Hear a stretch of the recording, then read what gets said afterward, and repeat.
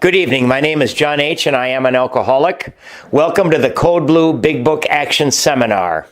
What we're going to do in this seminar, guys, is we're going to go through the first 164 pages of our big book, our Guide to Freedom, and we're going to do exactly what it says. I myself am no big book guru. I am no spiritual wonder man. I'm just a simple drunk who was almost dead from the disease when a couple recovered alcoholics took me through the book. I did the work, and it saved my life. Now, as a result of that, I try to pass on what has been so freely given to me. Now, I borrow heavily from the Joe and Charlie Big Book Weekend tapes. I borrow heavily from that smartass Clancy. I borrow from Chuck C. I borrow from all of the giants who have gone before me. So please, get yourself a big book, large print I prefer, a highlighter and a pen, and bring your willingness. Get ready to change your life. Thanks for listening.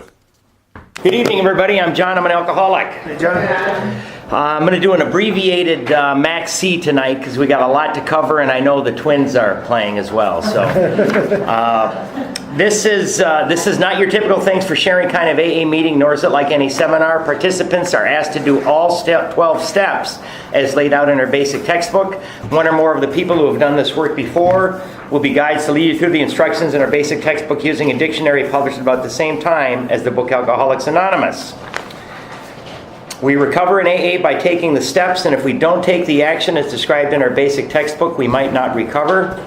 I'm going to say I probably will not recover, at least I couldn't.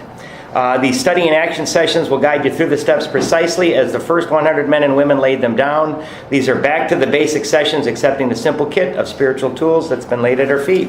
Let's open with the set-aside prayer. God, please let me set aside everything I think I know about sobriety, life, and you, so that I may be open to a new experience. Peace. All right. Well, I'm tired too. When I forget the words to the set-aside prayer that I've been said about 1,000 times, I must be kind of tired. We do have a lot to cover today, so I will be going a little bit fast, as I sometimes do. And we're gonna jump right in on page 89. Page 89, Working with Others. Now, I do have the paperwork from steps 10 and 11 up here. And if you did miss the section 10 and 11, that is what keeps me sane and sober and happy on a daily basis and a nightly basis. So get on to Code Blue Big Book if you missed it on YouTube and listen to that session. There, Bill gives us definite practical instructions on simple things that we can do in the morning, throughout the day, and at night to keep ourselves in fit spiritual condition, so that we don't let things build up and build up and build up until we almost take a drink. So. Okay, so at the top of page 89, we are going to write Program of Identification. Okay, this chapter is fully devoted to working with others. And the number one thing, this is a program of identification. And I might repeat this in a little bit. You don't need to write this down, but one of the fellas that I like listening to, Clancy, he's got some tapes out there that are just awesome. This guy he's been sober I don't know how long. He was an old timer back in the 90s, and he's still kicking today. But he says one of the things that we do, I wrote some of the things, how do we help others? By going to meetings, absolutely. By being a delegate or a GSR, of course. By going to hospitals or prisons, you bet. By taking a topic and sharing our experience, strength, and hope, and therefore by speaking at meetings, absolutely. By making coffee, setting up chairs, you bet. I don't have it on there, but by giving people rides, of course. By starting a meeting, by reading a book, right? By staying sober ourselves, by taking action. Clancy says the thing that we really do is we convince other people that they are enough like us so that they will begin to take actions, right? The 12 steps, getting a sponsor, going to meetings that they do not believe in, and actions that they don't think will work. Because, I'm trying to work with a guy right now that absolutely 100% doesn't think the 4th step is going to do him anything, and he just keeps putting it off and putting it off. And, one of the results of that is we end up getting drunk. right? Which happens. So we've got to convince these people they're enough like us, because you hear the old timers in AA talking about people dying of terminal uniqueness, right? Because what we do is we look for the differences. Because if I can find enough differences between myself and the people in AA, that's going to give me an excuse to say bah humbug and walk out the door and pick up a drink, right? So this is definitely a program of identification, and Bill discovered that early on when he was working with Dr. Bob and Bill Dotson, AA's number 2 and 3 in Akron. The number one enemy, I think, or certainly a big enemy of alcoholics is self-obsession. Right? I mean, we think if you're in a meeting, right, and it gets going around the circle and it gets to you, and you trip up and say some really silly stuff, don't worry about it. Nobody's listening anyways. They're thinking of themselves, right? So a self-obsession, and people say, well, I think that I'm a lousy, rotten, no good person, so I'm not self-obsessed. Well, you absolutely are self-obsessed because you're still thinking about yourself. So what we've got to do when we help other people is it throws us out of that self-obsessed perspective, and we get out of ourself and we start thinking about other people, and the people we're working with, we see ourselves in them, and it gives us a whole new perspective on ourselves, on the world, and on everything, actually. So we're going to highlight the first 3 lines. Practical experience shows that nothing will so much ensure immunity from drinking as intensive work with other alcoholics. Okay, so next to that, we highlight those 3 lines. We're going to write sponsoring others. Sponsoring others.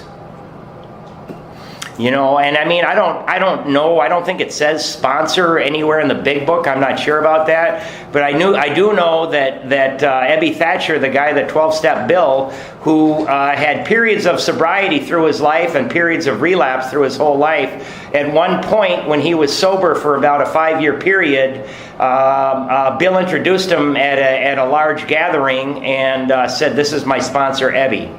And we saw in step 9 when it says we, when they were making definite suggestions to other people. So I think that the idea of sponsorship is absolutely in this book. It works when all other activities fail. This is our 12th suggestion. Underline 12th suggestion. Carry this message to other alcoholics. Okay, and then highlight the next 2.5 lines. You can help when no one else can. You can secure their confidence when others fail. Remember, they are very ill. And you don't need to write this, but when you see this is our 12th suggestion, people who want to hide behind the word suggestions, we got some bad news, because I'm going to let you know that these are the only suggestions we have. And if you don't take these, what else are you going to do? I had a guy who told me he had not worked the steps, right? And I got him as a sponsor because I kind of knew that he wasn't going to make me do anything. All he said is, "John, go to more meetings." That's all he could give me. Go to more meetings and join the sober softball team, and that didn't work. Next to you can help when no one else can. You can secure their confidence when others fail. Next to that, write, carry the message, not the alcoholic. Carry the message, not the alcoholic. And it's going to talk a little bit about that further on, right? So we're going to lay out what we did. We're going to talk about ourselves, and we're going to lay out the program of action that we did. And we're not going to carry the alcoholic. And I go back to my I love this Dr. Phil definition of enabling. To make something possible, practical, or easy for someone to do or to be that often perpetuates a problem rather than solves it. And I'll say that I've never fired somebody, me being a sponsor. I've had some people that would not take instruction and would not show up to meet with me and things of that nature. And I would say, I think what we've got to do is become friends because obviously I'm not able to give you any direction. I don't know if you'd consider that firing them, but I still invite them to come to the same meetings, and I still invite them to be my friend, but I say, you're not listening to me, and I don't want you to think that you're working the program of Alcoholics Anonymous when you're not doing anything that I've done or anything I'm asking you to do. Because if you're going to go out there and get drunk, I want you to get drunk on the truth, not a lie that you're thinking that you're doing something. So I've had that situation, but I never ever say to somebody, I always say, please come to these meetings, please, we're having a party, we're getting together, you're always welcome, right? So life will take on new meaning, to watch people recover, to see them help others, to watch loneliness vanish, to see a fellowship grow up about you, to have a host of friends. Underline just to the period there, this is an experience you must not miss. Just that little bit, and circle must. We know you will not want to miss it. And then highlight to the end of the paragraph. Frequent contact with newcomers and with each other is the bright spot of our lives. So next to that paragraph, right above where you circled the must, write a promise. That's a promise, man. And I got to tell you, the more you stay in this program and the more you try to help other people, you see people come in after you. I've only been doing this thing for about 6.5 years. And seeing people come in after me and get sober and go out and help other people is it's unbelievable experience. Unbelievable. Next to that sentence, that last sentence we highlighted, right? Greet all newcomers. Okay, greet all newcomers, right? And again, all I'm saying is because you go to a meeting every week, or the meetings that you go to, you're going to know that somebody hasn't been there before. All you do is you walk up and you say, hey, I'm John, and you shake their hand. Welcome, glad to have you. I'll never forget I got out of detox and I was completely hopeless. And I figured, oh boy, how long until I drink and start going down again? And I went into the New Hope Alano, and it was a big meeting. And probably anywhere from 5 to 8 people came up after the meeting, and they all got in line and they wanted to shake my hand and say welcome. And I'm like, how in the heck are these guys know that I'm a fresh guy here? And it's because they go there every week and they'd never seen me before. So we really want to greet all new people and try to make them feel welcome, because by golly, we want them to come back. Perhaps you are not acquainted with any drinkers who want to recover. You can easily find some by asking a few doctors, ministers, priests, or hospitals. They will be only too glad to assist you. Okay, so next to that sentence, just write detox, jails, treatment centers, and meetings. Right? Today, we get most of our newcomers at meetings, but we go to detox, we go to jails, we go to treatment centers, and meetings. That's where we get most of them. They will be only too glad to assist you. Don't start out as an evangelist or reformer. Unfortunately, a lot of prejudice exists. You will be handicapped if you arouse it. Ministers and doctors are competent, and you can learn much from them if you wish. Underline to other alcoholics. But it happens that because of your own drinking experience, you can be uniquely useful to other alcoholics. Okay, so again, so cooperate, never criticize, and then underline that last line, to be helpful is our only aim. Okay, so again, guys, when we come in here, we all think that we're unique. I used to think, well, nobody's, because, I'm a blackout drinker, but doggone it, I was also addicted to crack for a while. Gambling almost killed me. I got on the Vicodin and then the Oxy for several years. Nobody's got my particular set of issues or problems, right? So there's no way that this is going to help me. That's what I thought. And what I've come to understand is that I don't care what situation you're in, the 12 steps are going to fix everything. I don't care what it is. It's going to fix it, man. And the other thing that I discovered is my worst defects of character, some of the most shameful things that I've done in my life when I was violating my morals, have become my greatest assets, because when I share them with other alcoholics, they say, oh my God, this joker was just like me, and look at him now. And maybe we can get the guy to come in and again to take these actions that he doesn't think are going to work, right? All right, let's see here. When you discover a prospect for Alcoholics Anonymous, find out all you can about him.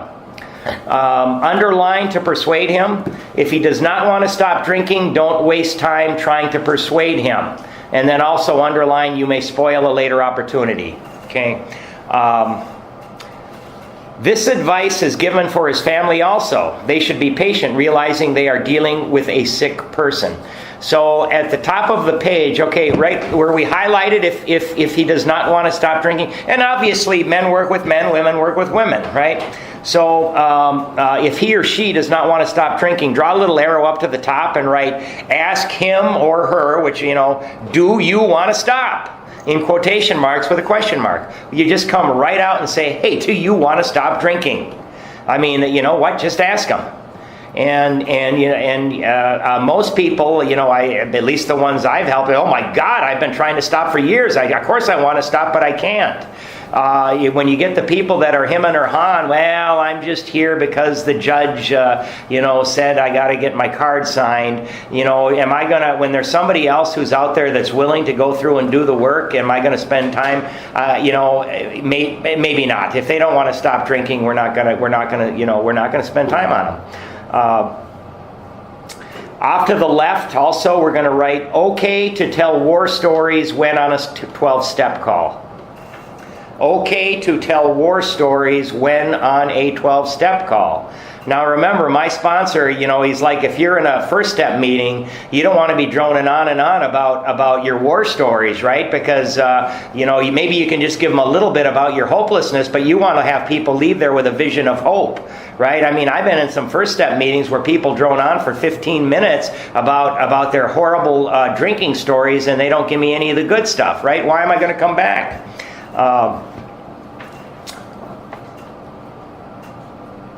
If there is any indication that he wants to stop, have a good talk with the person most interested in him, usually his wife. Get an idea of his behavior, his problems, his background, the seriousness of his condition, and his religious leanings. You need this information to put yourself in his place, to see how you would like him to approach you if the tables were turned. So next to that paragraph, off to the left, let's write, be honest, will take a lot of action. Okay, so, my sponsor, he said, look, man, if you want to get better, you're going to have to do some work. I'm going to ask, and that's why at the beginning he had me write, are you willing to go to any length for victory over alcohol and drugs? So be honest, will take a lot of action. You let the person know that there's going to be some work involved. Sometimes it is wise to wait till he goes on a binge. The family may object to this, but unless he is in a dangerous physical condition, it is better to risk it. Don't deal with him when he is very drunk, unless he is ugly and the family needs your help.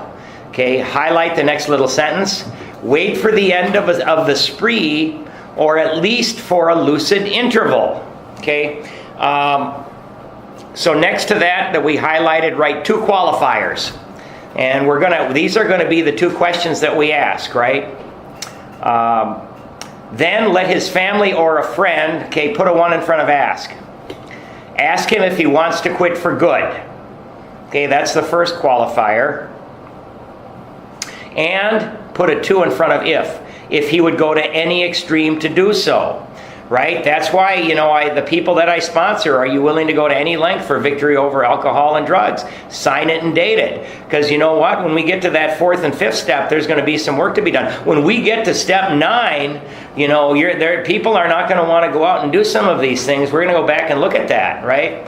And say, look, you signed it, let's do this.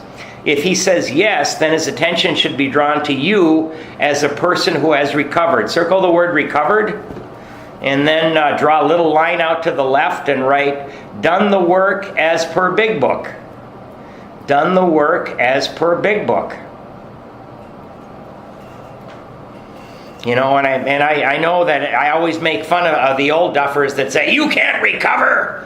right? There's no way you can recover. Well, you know what? When you come in here and you're miserable, you're desperate, you can't stop drinking, and you want to kill yourself, and 4 months later, your life is going pretty good, and you don't have any obsession to drink anymore, and you got your job back, and you're getting back with it. Of course, you can recover from this, man. You do the work. Now, we're always going to have to do certain things, right, to stay in that state, but we can absolutely get there. You should be described to him as one of a fellowship, underline that, one of a fellowship, who, as part of their own recovery, try to help others, and who will be glad to talk to him if he cares to see you. Now, this is important because I know that I used to think, oh my God, this guy, I'm taking him away from his wife and his kids. I can't bother this fella. I mean, the little old me who's not worth anything at all. I mean, I was not thinking too highly of myself, and I said, there's no way I would interrupt this man's life. And you let them know, no, this is part of my recovery to help you, so that people are going to call you, right? That they won't think even twice. Pick up the doggone phone and call, because you're helping me as well as vice versa. Underline this next sentence. If he does not want to see you, never force yourself upon him. Right? Never do that. That's pretty easy for me. I mean, if I learned that lesson early on, right? Neither should the family hysterically plead with him to do anything, nor should they tell him much about you. They should wait for the end of his next drinking bout. You might place this book where he can see it in the interval. Here, no specific rule can be given. The family must decide these things, but urge them not to be over anxious, for that might spoil matters.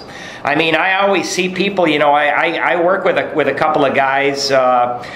When you get them at the end of a hard spree, they're willing to do anything. But, one guy in particular, 2 or 3 days pass and he starts to feel good again. I think I was overreacting, man. And this is the same guy that, this poor fella, I think he fell 2 stories and landed on his head, and he should be dead. After a little bit, it's like, I got this. I mean, I don't know how, but I did. Well, I did that for years. I do know how. So we want to get people when they're low, when they're more willing. Usually the family should not try to tell your story. When possible, avoid meeting a man through his family. Approach through a doctor or an institution is a better bet. Nowadays, a lot of times people will call the intergroup, right? And if you give your name to them as somebody who, somebody coming out of treatment or detox, here's this guy's number, call him, right? And then you can actually go on a 12-step call that way. If your man needs hospitalization, he should have it, but not forcibly unless he is violent. Let the doctor, if he will, tell him he has something in the way of a solution. I'm a big advocate of getting people to detox. I know there's stories of what the pioneering members did in the old days, where they would get people off of the booze. They're going through DTs and stuff. Today we got detox. By God, get the people to detox. When your man is better, the doctor might suggest a visit from you. Though you have talked with the family, leave them out of the first discussion. Under these conditions, your prospect will see he is under no pressure. He will feel he can deal with you without being nagged by his family. Underlined at the end of the paragraph, call on him while he is still jittery. He may be more receptive when depressed.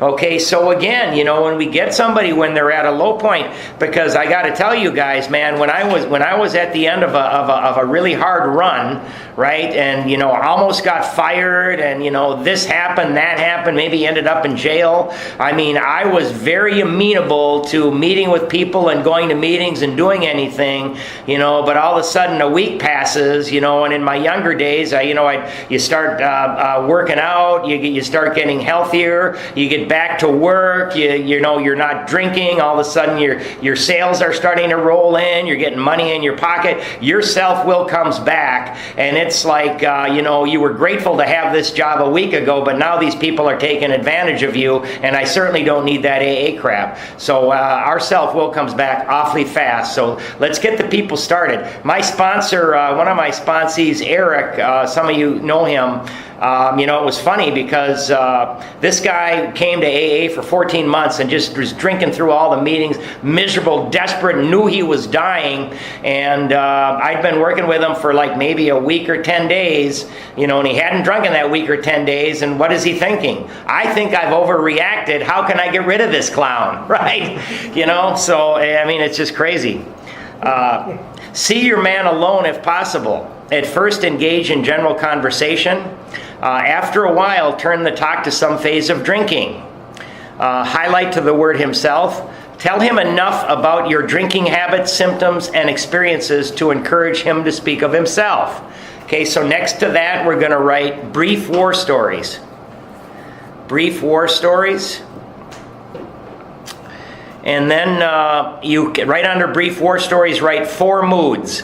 Okay, we're going to get the 4 moods. We're not going to label them. We're just going to number them. So put a 1 in front of if. If he wishes to talk, let him do so. You will thus get a better idea of how you ought to proceed. Right? I suppose you could say talkative. Put a 2 in front of if. If he is not communicative, give him a sketch of your drinking career up to the time you quit. But say nothing for the moment of how that was accomplished. Okay, put a 3 in front of if. If he is in a serious mood, dwell on the troubles liquor has caused you, being careful not to moralize or lecture. And then put a 4 in front of if. If his mood is light, tell him humorous stories of your escapades. Get him to tell some of his. So off to the right, under where you wrote 4 moods, write qualifying yourself as just as bad, not unique. Qualifying yourself as just as bad, not unique. So again, we're trying to get these people to identify with us. And then I guess at the bottom, I wrote some of these things down on the bottom as some things we can do, but you can maybe take a picture of that. So when he sees you know all about the drinking game, commence to describe yourself as an alcoholic. Tell him how baffled you were, how you finally learned that you were sick.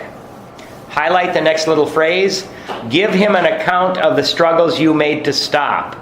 Okay, so off to the left, at the whole top 3 lines there, write what it was like. So this is a guide like when you guys are out there telling your story in front of 1,000 people someday. This is kind of the what it was like right there. How baffled you were, how you finally learned that you were sick, give him an account of the struggles you made to stop, what it was like. Show him the mental twist which leads to the first drink of a spree. We suggest you do this as we have done it in the chapter on alcoholism. That's more about alcoholism. If he is an alcoholic, he will understand you at once. He will match your mental inconsistencies with some of his own. Again, and I like Eric's story, and he doesn't mind me telling this. He loves it when I talk about him if it helps other people. But, he quit drinking, right? He got up in the morning and he quit drinking for good. That was it. Right? He happened to be, I don't know if he worked that day or not, but he got up and it was done. It was over. He was on his back porch at 5:30 that day on his 3rd cocktail when he remembered that he had quit that very morning, right? And we just do it, right?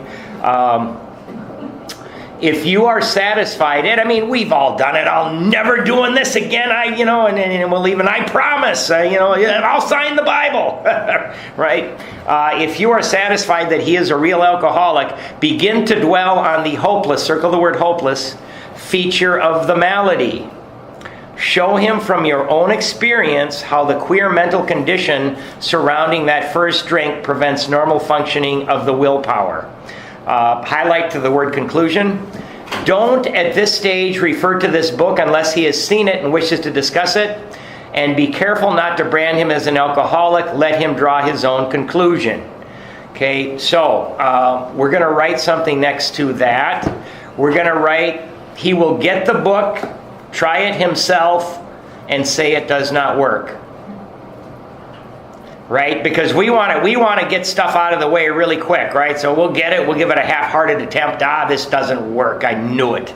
Right? He will get the book, try it himself, and say it does not work.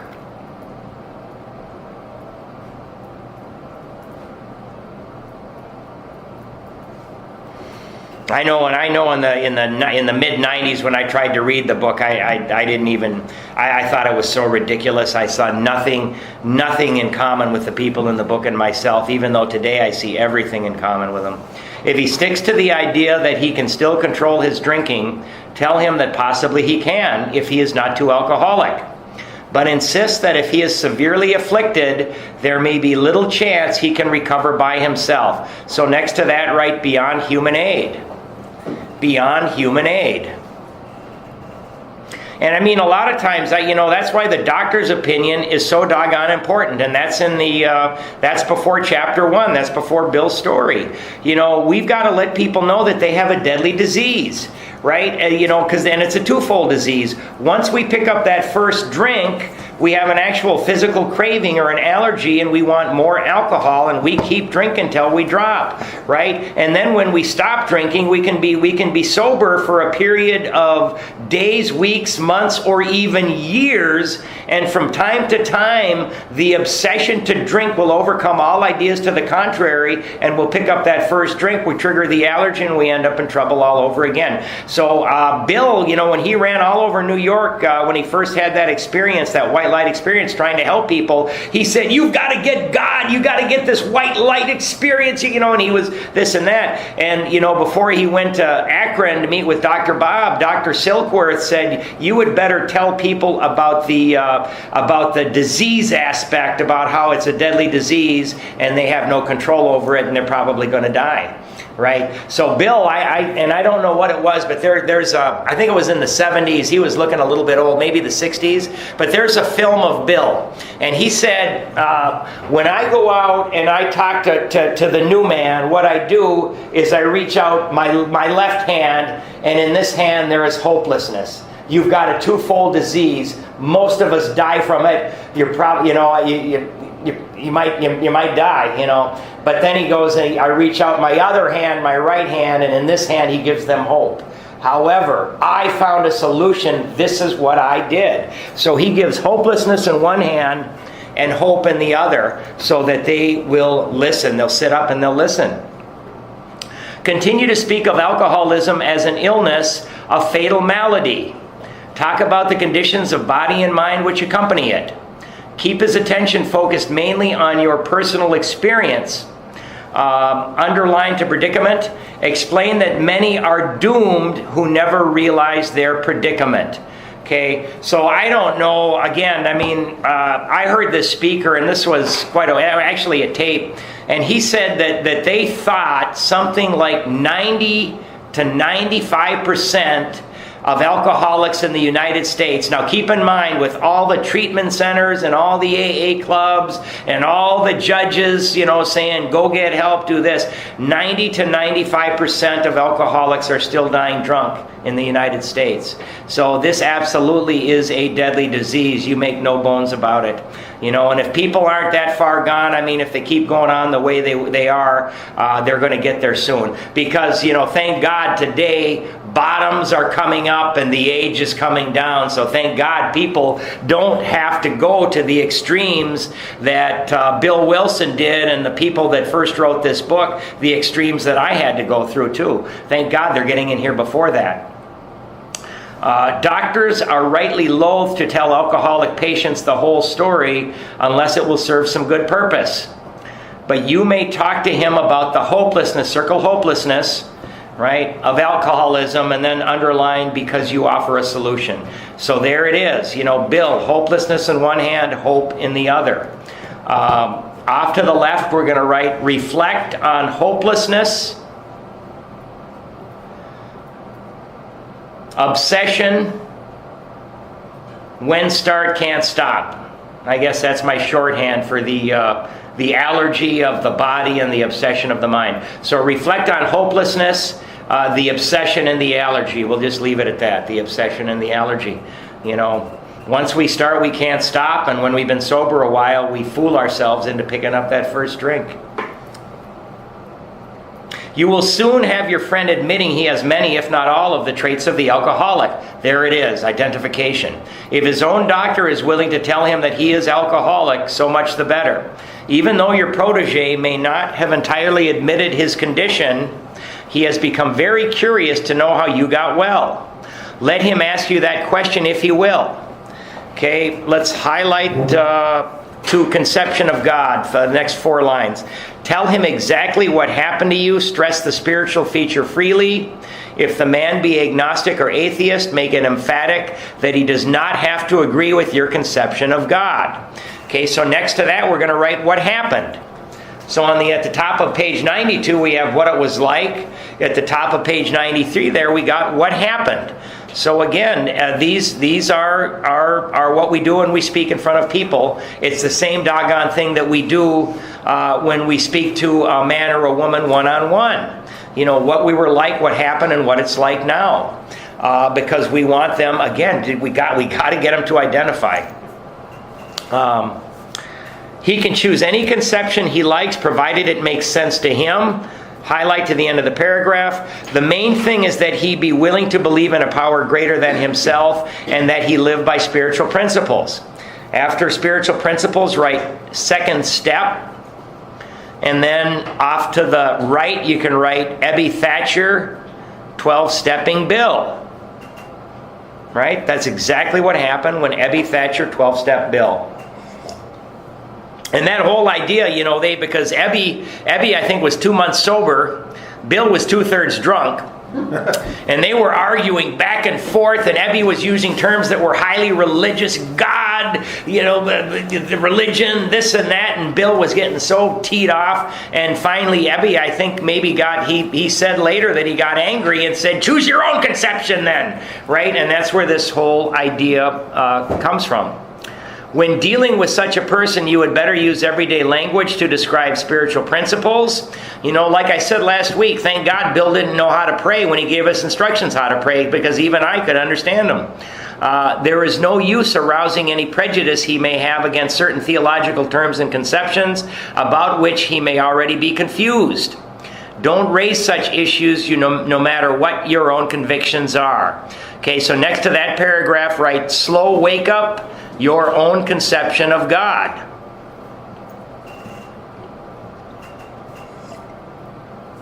I'm going to give you some cool stuff here too.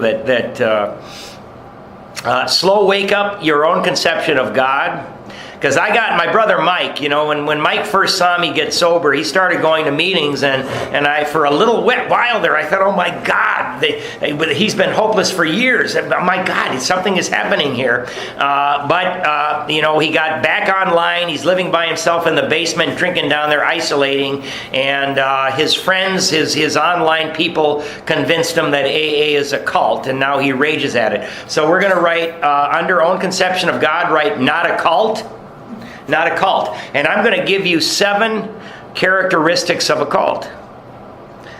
We are not a cult. Number 1, authoritarian leadership. We're so disorganized, it's ridiculous. We have trusted servants that grab the box out of the closet. So authoritarian leadership. Number 2, they alone have truth. We're telling you to get your own doggone conception. We're not going to tell you how to believe anything. So authoritarian leadership, they alone have the truth. Number 3, isolation. We want the direct opposite. We want you at meetings. We want you at fellowship. We want you getting back into the world. Number 4, make money. Right? We throw a buck in the basket just to pay the doggone rent. We're not making any money at all. Number 5, you must believe like them. Right? We're saying believe however you want to believe. Number 6, can kick you out, right? We've got a tradition. The only requirement is a desire to stop drinking. They took the word honest out of there. So a cult can kick you out. And then number 7, no independent thinking. No independent thinking. You know, here we love independent thinking. So we're not a cult, you know, even though some people like to think we are. Your prospect may belong to a religious denomination. His religious education and training may be far superior to yours. In that case, he is going to wonder how you can add anything to what he already knows, but he will be curious to learn why his own convictions have not worked and why yours seem to work so well. He may be an example of the truth that faith alone is insufficient.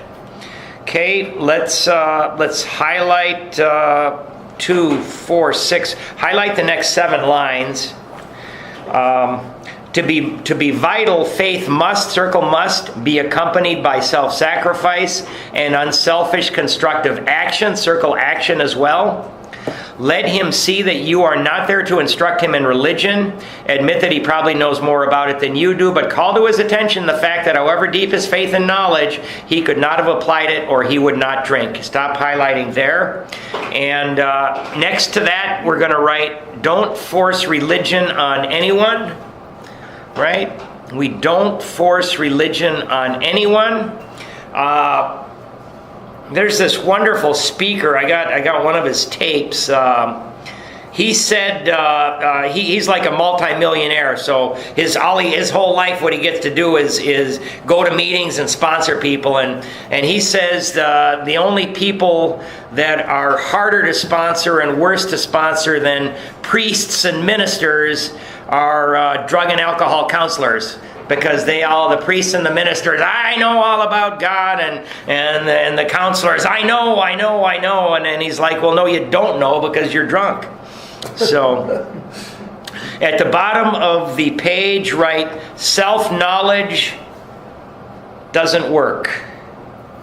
Page 39.